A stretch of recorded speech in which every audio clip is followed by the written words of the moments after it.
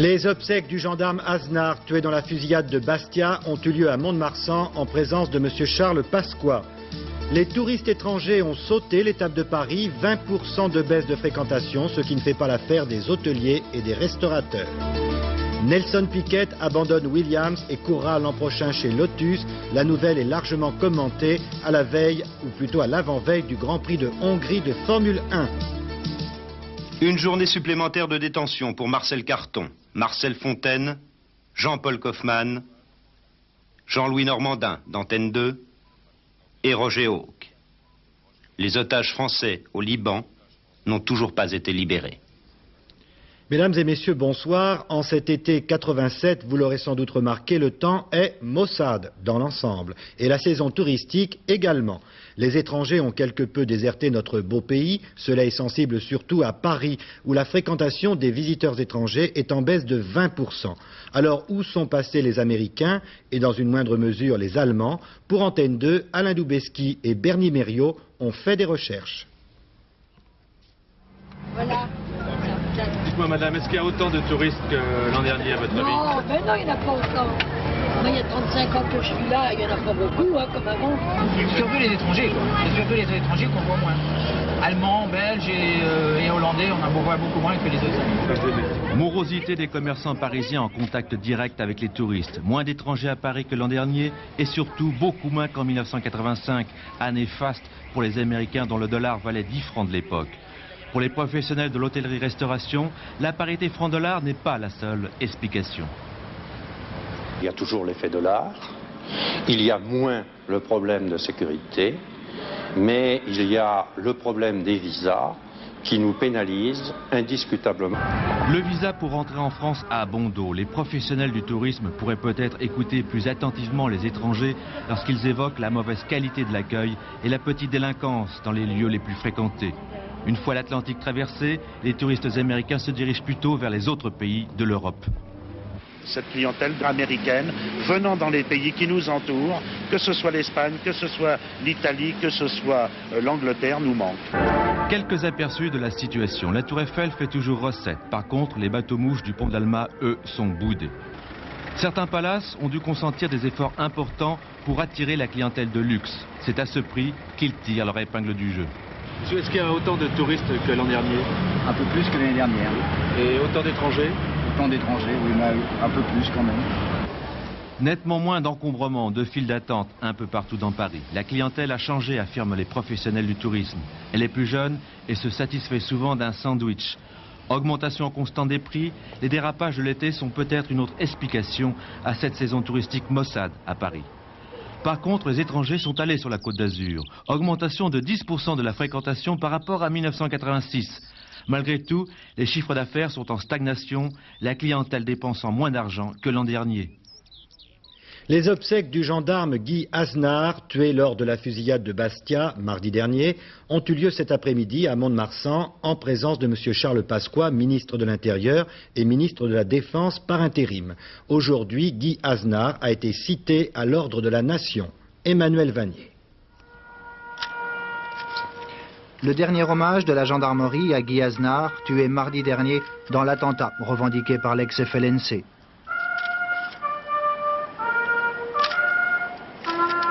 Une cérémonie présidée par le ministre de l'Intérieur, Charles Pasqua, qui représentait le ministre de la Défense en déplacement aux États-Unis. Charles Pasqua a rendu hommage aux gendarmes tués et à l'ensemble de la gendarmerie pour, je cite, son courage et son abnégation. Guy Aznar a été cité à l'ordre de la Nation, c'est un fait exceptionnel, et il a reçu la médaille militaire et la médaille de la gendarmerie. Il n'est pas le premier. Possible qu'il ne soit pas le dernier. Ça fait partie des honneurs et servitudes de cette arme qui a toujours servi la République avec beaucoup de vaillance et beaucoup d'honneur. Mais nul ne doit douter non plus de notre volonté, de notre détermination, de retrouver les coupables et de les faire châtier comme ils le méritent. Guy Aznar avait 30 ans, il sera inhumé demain. Et en Corse même, une dizaine de personnes ont été interpellées dans les milieux nationalistes de Bastia. Il s'agit d'une vérification habituelle après chaque attentat meurtrier. Les enquêteurs espèrent pouvoir obtenir des renseignements de la part de la population après l'offre de récompense allant jusqu'à 1 million de francs du ministère de l'Intérieur. Offre d'ailleurs diversement appréciée dans les milieux corses. Sur place, Agnès Poirier et Robert Rosier. Dès l'arrivée à l'aéroport de Bastia, ces affiches. La police recherche tout renseignement concernant ces 6 membres de l'ex-FLNC, primes à l'appui. Le 26 juin dernier, Charles Pierry était arrêté. Avec l'aide d'un informateur, affirme la police. Il ne se cachait pas, tout le monde le connaissait, répondent les Bastiais. À quelques kilomètres de là, Furiani. Dans ce village de 350 habitants, comme dans toute la Corse, on est partagé. Suivant son âge, ses préférences politiques, sa famille, on sait ou on ne sait pas, on parle ou on ne parle pas.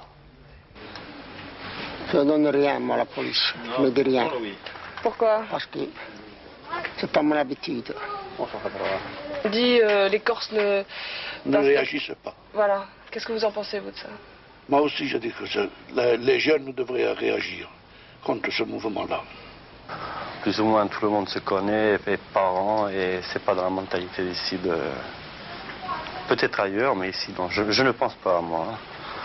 Et c'est là tout le problème. Dit les petites, tout se sait très vite. On connaît bien les sympathisants de la cause séparatiste. Mais les terroristes, poseurs de bombes, criminels, vivent, eux, dans la clandestinité. Pour beaucoup, même indignés par les attentats, délation signifie trahison. Le sens de la famille est le plus fort.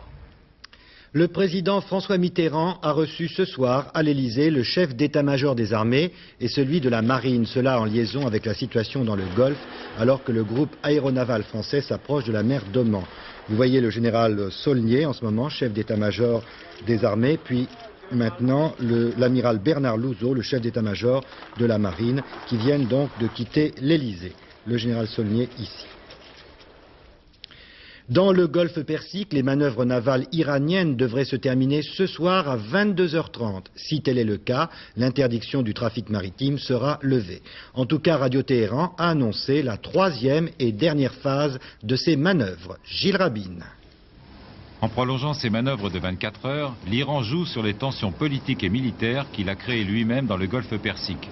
Les Iraniens affirment avoir engagé près de 80 000 vedettes armées pendant la 3e et dernière phase de leurs exercices militaires.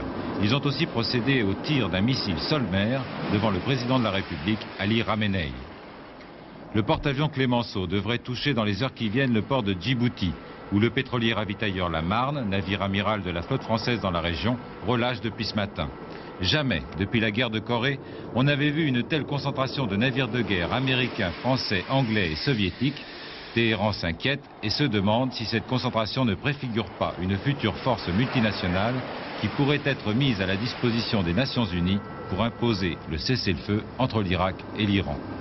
Tout en essayant encore de convaincre leurs alliés européens de participer au déminage du Golfe, et alors que leurs commandos antiterroristes sont arrivés sur place, les États-Unis ont préféré retarder encore le départ du 2e convoi de tankers koweïtiens repavillonnés américains. Il faut signaler aussi que le porte-conteneur français Ville d'Anvers, qui avait été attaqué dans le golfe arabo-persique le 12 juillet dernier, va repartir pour le golfe jeudi prochain, mais sous un autre nom, Antsy Ranana, et sous pavillon malgache. Et puis à propos de la crise franco-iranienne, un commentaire de M. Michel Debré. Il faut se persuader que nous sommes en guerre, c'est ce qu'a dit donc l'ancien Premier ministre du général de Gaulle. Mort à Beyrouth de l'ancien président libanais Camille Chamoun. Le dirigeant maronite était âgé de 87 ans. C'était la personnalité la plus influente du camp chrétien au Liban. Le commentaire de Pierre Serra. Avant de s'éteindre à 87 ans sur un lit d'hôpital des suites d'une crise cardiaque, Camille Chamoun avait échappé à 5 tentatives d'assassinat. La dernière en janvier 87, une voiture piégée, 300 kg de TNT. Il était sorti quasiment indemne de cet attentat qui fit autour de lui 7 morts et 40 blessés. Chrétien maronite, figure historique du Liban traditionnel et du Proche-Orient, président de la République de 52 à 58, Camille Chamoun était connu pour son franc-parler, son habileté politique, son nationalisme sourcilleux, souvent sectaire. C'est l'un des derniers seigneurs de la guerre du camp chrétien qui disparaît après son ami et rival Pierre Jmaïel. Camille Chamoun occupait les fonctions de ministre des Finances dans le gouvernement libanais actuel, qui ne s'est pas réuni depuis près de 2 ans. Violemment opposé à la présence syrienne au Liban, il défendait pied à pied, à chaque occasion, devant le président syrien Hafez el-Assad, l'indépendance de son pays. Une certaine embellie se confirme en France dans le secteur automobile avec les bons chiffres du premier semestre 87. Progression des immatriculations et puis nette augmentation des exportations. Le modèle le plus produit et le plus vendu en France comme à l'étranger a été la 205 Peugeot, suivi de près par la Renault 5 et la Renault 21. Françoise Joly. Passage à une vitesse supérieure pour l'exportation des voitures françaises à l'étranger. Ces 6 premiers mois de l'année, la France a exporté 9 millions d'automobiles. Une progression de 12% par rapport à la même période en 86. En pole position, la Peugeot 205, leader à l'exportation. Mais ce sont surtout les marques Citroën avec la BX et l'AX et Renault avec la R21 et la Super 5 qui progressent hors des frontières. Des exportations tournées essentiellement vers la CEE et plus particulièrement l'Europe du Sud. Les raisons de ce succès, de nouveaux modèles, une finition plus soignée, mais également des prix compétitifs grâce aux divers réaménagements monétaires. Notre performance la moins brillante, la RFA, où nos exportations chutent de 8% depuis le début de l'année. Ce fort courant à l'exportation a permis aux constructeurs français d'augmenter leur production, mais les résultats de juin viennent tempérer cet optimisme. Les immatriculations se sont stabilisées. La société Chargeur SA détient désormais 11% dans le capital de Prouveau, le premier groupe textile français. Chargeur SA, dirigé par Jérôme Sédou, a des activités dans de nombreux domaines, UTA, paquets, chargeurs réunis, la 5. Il accroît sa présence donc dans le textile. Tiens, voilà le facteur. L'expression sera toujours de mise, même si le préposé va changer d'aspect ou plutôt d'uniforme. Un appel a été lancé par le ministre des PTT à des stylistes pour qu'ils dessinent le nouveau costume des facteurs. Pour nous, bien sûr, c'est important qu'ils les recevons, ces facteurs, quotidiennement, avec leurs bonnes et mauvaises nouvelles. Florence Mavic, Michel Dahéran. Au placard, l'uniforme bleu horizon de nos facteurs. Au ministère des Transports, on a décidé de dépoussiérer une tenue vieille de presque 20 ans. Avant de laisser le crayon au jeune styliste, le couturier Paco Rabanne a esquissé un premier modèle. Cet uniforme, pour moi, doit être interchangeable, c'est-à-dire qu'il doit être unisexe. Je penserai aux costumes un peu canadiens, qui sont des costumes très pratiques, qui se composent d'un blouson, une casquette, un peu comme les casquettes de baseball avec le sigle des PET, un pantalon style Ranger, et pour oublier leur horrible sac qui leur fausse l'épaule et les écrase, je crois que je mettrai un petit chariot, genre supermarché. Le nouveau look des facteurs risque bien de ne pas être révolutionnaire. Rhabiller de pied en cap quelques 90 000 postiers n'est pas si simple. La preuve, il n'y a eu que 16 tentatives en 2 siècles. La vareuse à col rouge, agrémentée d'un canotier ou d'un haut de forme, a longtemps été la tenue réglementaire. C'est qu'au ministère des PTT, la fantaisie n'est guère de mise. Le but de l'opération est pratique, adapter le vêtement à l'évolution des mentalités et des conditions climatiques. Un facteur de Bastia ne peut guère s'habiller comme son collègue de Paris. Les stylistes devront donc dessiner un uniforme à la carte. Pas question non plus de choisir n'importe quel tissu ou une couleur criarde. Il faudra rester dans la ligne PTT. La nouvelle tenue sera testée dans les laboratoires du ministère pour éprouver sa résistance. La ligne des casquettes et des blousons sera sans doute plus proche du prêt-à-porter que de la haute couture. L'abbaye de Soligny, dans l'Orne, est réputée entre autres pour son troupeau de vaches, devenu grâce à l'efficacité de 2 moines, le plus beau de la région. Mais voici que les moines ne trouvent plus le temps et l'aide nécessaire pour allier leur vie agricole à leur mission spirituelle. Alors, il faut vendre. Et cela a provoqué une certaine émotion dans la région, comme l'ont constaté Anne Gainsburger et Georges Janssen. Les 120 laitières les plus performantes de Basse-Normandie au service des moines cisterciens. 30 années de tradition qui disparaissent, reste la renommée, celle du frère Samuel, dont personne dans la région n'ignore le charisme. À 61 ans, ce moine n'a rien négligé pour faire du troupeau un modèle du genre, mais pour tout moine, l'engagement reste l'engagement. Ça donne de plus en plus de travail. L'élevage aujourd'hui n'est plus, c'est qu'il y a il y a 40 ans. Et notre vie monastique suppose d'avoir une certaine liberté par rapport à l'horaire, par exemple. C'est des malins. C'est des instruits. Ils savent où se diriger et juger le pour et le contre. Oui. Ils ont tout plus moderne.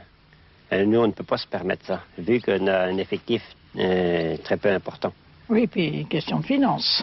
La vente aux enchères va se faire où? Chez eux. Chez eux. Et vous pensez qu'il va y avoir du monde qui va venir alors? Ah oui, c'est connu dans le monde. Ça, et puis des curieux, parce que rien que nous, on ira voir. Si on peut, si on n'est pas dérangé, on ira voir. On était habitués à connaître les moines avec leurs 120 vaches, vous savez, ça va... Oui, le changement d'exploitation, ça va changer. Ah oui, certainement. On ne verra plus le troupeau de laitières qui va traverser la route tous les jours, quoi. Mais foin de nostalgie, les pures normandes produisaient jusqu'à 30 litres de lait par jour. La disparition du troupeau devrait demain profiter aux agriculteurs voisins, contraints au système des quotas laitiers. Moins de concurrence, c'est autant de restrictions qui diminuent et un peu plus de produits à vendre. Pourtant, les moines n'ont rien à perdre de cette vente aux enchères. Chaque bête est estimée à plus de 9000 francs. D'autre part, le monastère touchera de la CE une prime de cessation laitière, calculée au prorata du nombre de litres de lait produits. Le frère Samuel, quant à lui, préfère sans doute les prières aux caméras de télévision. Toute une époque semble désormais révolue. Ce qui est important, je crois, c'est que les jeunes cultivateurs en particulier ne se découragent pas parce que à la trappe, ils abandonnent l'élevage. Donc c'est que l'agriculture, ça ne marche plus. C'est vrai qu'il y a des difficultés en agriculture, le quota laitier et tout ça, mais ce n'est pas parce que ça ne marche pas qu'on abandonne. C'est parce qu'on change d'option, on n'a pas le personnel qu'il faut pour ça. Les 45 moines de l'abbaye devront donc se reconvertir, élevage et vente de taurillons, mais aussi construction d'un centre d'accueil et ouverture d'un magasin touristique. En tout cas, si ça vous intéresse, la vente des vaches aura lieu le 4 septembre. La loi interdisant la publicité pour les alcools dans les médias est parue récemment au journal officiel. Il y a un paragraphe dans cette loi qui est passé inaperçu et qui a son importance. Il concerne la sponsorisation qui, elle aussi, n'est pas permise. Cela risque de changer pas mal de choses dans certaines compétitions sportives. Nicolas Jacobs. On n'épluche jamais assez le journal officiel, surtout pendant les vacances. Dernier exemple, le bulletin du 31 juillet qui publie la loi sur la publicité des alcools. On y découvre un petit alinéa assimilant le parrainage sportif de boissons alcoolisées à de la publicité. Or, cette publicité est désormais interdite sous quelque forme que ce soit sur les lieux de manifestations sportives. A priori, c'est un coup sévère pour les sponsors et les compétiteurs qu'ils financent. Les marques de champagne, d'apéritifs ou de bière sont aujourd'hui présentes sur les circuits automobiles, les terrains de golf, les courses de voile ou encore dans les sports moins connus comme l'escrime. Dans les bureaux ministériels, on essaye de calmer le jeu en précisant qu'il y a la loi et l'esprit de la loi votée le printemps dernier. Et cet esprit serait seulement d'encadrer le sponsoring. Par exemple, rien n'empêcherait un compétiteur d'arborer le nom d'une marque d'alcool, mais tout slogan publicitaire serait interdit. En fait, il faudra attendre les décrets d'application pour connaître la véritable portée de cette loi. Le coureur automobile brésilien Nelson Piquet quitte l'an prochain Williams pour Lotus et l'on dit que son coéquipier et adversaire, Ayrton Senna, pourrait lui aussi partir chez McLaren. Ces transferts réels ou supposés alimentent en tout cas les conversations à Budapest où aura lieu dimanche le Grand Prix de Hongrie de Formule 1. Les essais ont commencé aujourd'hui. Lionel Chamoulot est sur place pour Antenne 2. L'homme le plus entouré aujourd'hui à Budapest, Nelson Piquet. Normal, le Brésilien vient de signer chez Lotus une bombe en plein milieu de la saison. Lorsque j'ai signé dans l'équipe de Frank Williams il y a 2 ans, j'avais signé pour être pilote numéro 1 de l'écurie. Mais ce n'était pas vraiment le cas, une course c'était Mansell, l'autre c'était moi. Je veux être le numéro 1 dans mon équipe. Alors, quel sera le pilote numéro 2 chez Lotus la saison prochaine? Je pense que ce sera Nakajima. C'est clair, la saison prochaine, Ayrton Senna ne sera plus chez Lotus. Un Brésilien chasse l'autre. En fait, sans que cela soit officiel, depuis le dernier Grand Prix de RFA, Senna avait annoncé à Lotus son intention de quitter l'écurie. Et bien sûr, tout le monde attend Senna chez McLaren, aux côtés d'Alain Prost. Vous savez ce que vous allez faire la saison prochaine? Vous savez avec qui? Je veux dire en tant que pilote, par exemple. Ouais. Ouais, c'est votre métier d'essayer de trouver. Hein. Bon, si c'est Sénat, je me trompe pas. Si c'est Sénat, je me trompe pas. Ah, on verra bien. Et le moteur, c'est toujours pareil? On verra bien. Les murs ont des oreilles. Langue de bois et top secret, personne ne parle. Plus qu'un changement de pilote, c'est une lutte économique qui s'engage. Senna avec Lotus, c'est Camel qui finance. Senna avec McLaren, c'est Marlboro qui paye. Résultat, en pleine saison, on parle plus de ce qui se passera la saison prochaine que du Grand Prix de dimanche. En tout cas, conséquence directe ou pas, au cours des premiers essais, Piquet est 5e et Senna 8e seulement. C'est Mansell le plus rapide devant Prost. Automobile toujours avec le rallye d'Argentine, dont c'est la 3e étape. Jusqu'à présent, Lancia est largement en tête. La firme italienne est quasi certaine de remporter le championnat du monde des marques. Thierry Blanco. En tête, Massimo Biazione. 5 spéciales sur 8 à lui tout seul. En Argentine, Lancia assure son titre de champion du monde des marques. Plus d'une minute derrière, second au général, Jorge Recalde. L'Argentin, sans quelques fautes au cours des premières spéciales, serait en tête de ce rallye. Mazda, c'est fini. Problème de transmission pour Ingvar Carlsson. 50 minutes de retard dans la 9e spéciale, abandon dans la suivante. Mazda n'a plus aucune chance de contester la suprématie des Lancia au championnat du monde des marques.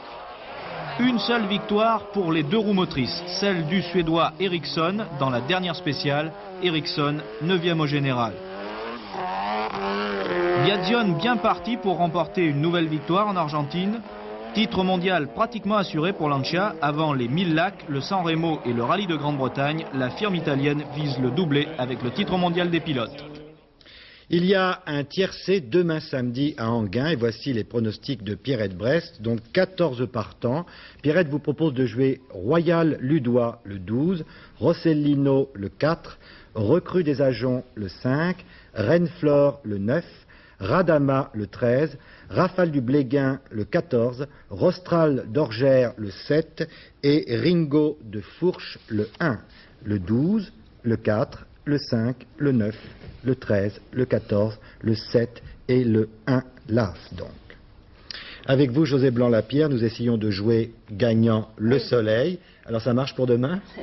Oui, c'est vrai qu'il y aura du soleil demain, c'est vrai. Mais en fait, c'est un soleil qui manque de vitamines, ça on peut le dire. Il a vraiment du mal à s'imposer. Il a du mal à ne pas se laisser envahir par les nuages que je vais vous montrer tout à l'heure sur notre photo satellite. Et puis il fait pas chaud. Il fait même frais le matin, frais la nuit. Bon, les températures grimpent un petit peu dans la journée, mais c'est tout de même pas ça. Nous sommes en deçà des normes saisonnières de 5 degrés environ. Alors cette photo satellite que je vous ai proposée, la voici. Vous allez voir qu'il y a encore beaucoup de nuages. Non, bien sûr, sur la France, ici, le ciel est plutôt dégagé. Mais regardez tout autour. Au nord, par exemple, ces masses nuageuses qui menacent de venir vers nous. Et puis, sur le sud-est, toujours, ces menaces orageuses aussi. Toujours un flux de sud-ouest qui nous apporte un air chaud et humide et qui nous donne ce temps orageux sur le sud. Alors donc, demain, sur la carte du temps qu'il fera, voilà ce que ça nous donne, à peu près à la mi-journée. Au nord de la Loire, les passages nuageux seront encore nombreux. Ils pourront donner quelques ondées. Bien sûr, ces pluies seront très peu importantes. Il s'agira parfois que de quelques gouttes seulement. Sur le sud, des Pyrénées jusqu'au Massif central et aux Alpes, les nuages aussi, des passages nuageux, quelques éclaircies tout de même. Mais ces nuages donneront des orages en fin de journée. Alors attention, ces orages ne seront pas nombreux, mais ils pourront être violents. Ils seront très isolés. Les nuages atteindront peu à peu le midi. En tout cas, demain, il fera encore très beau sur la Corse. Et puis le meilleur, le grand soleil, sera demain pour une zone qui ira de la Vendée à la Gironde, au centre du pays et jusqu'à la Bourgogne. 2 mots pour le temps qu'il fera dimanche. Il y aura plus de soleil et beaucoup moins d'orage. Donc les nouvelles sont assez bonnes pour dimanche en tout cas. Les températures donc fraîches, relativement fraîches. Sur la moitié nord, elles vont s'échelonner de 17 degrés à Brest jusqu'à 22 degrés à Bourges, mais aussi à Dijon. Et à Nantes, sur la moitié sud, 22 degrés à Limoges aussi. Et jusqu'à 28 degrés, pas davantage sur le sud, par exemple en Corse ou encore à Perpignan et à Marseille, en Provence aussi, 28 degrés. Alors donc demain, samedi 8 août, moins 2 minutes de soleil, un soleil qui se lèvera à 6h34, qui se couchera à 21h18 et ce sera la Saint-Dominique pour les garçons et pour les filles. Bien, on leur souhaite une bonne fête. Et oui. C'est la fin de ce journal. Le prochain a lieu à 22h55 avec Isabelle Béchler, juste avant le Ciné Club. Bonne soirée sur Antenne 2. À demain.